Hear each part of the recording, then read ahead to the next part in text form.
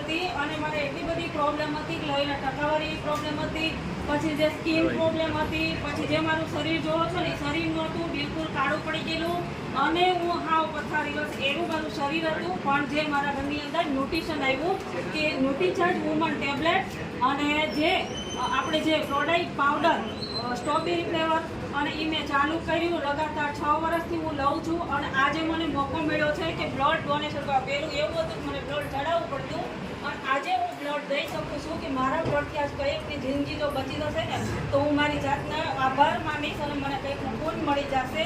તો આ માટે ન્યુટ્રિશન માટે હું બધાને વિનંતી કરું છું, હર મહિલાની જરૂરિયાત છે કે ન્યુટ્રિશન લેવું જોઈએ.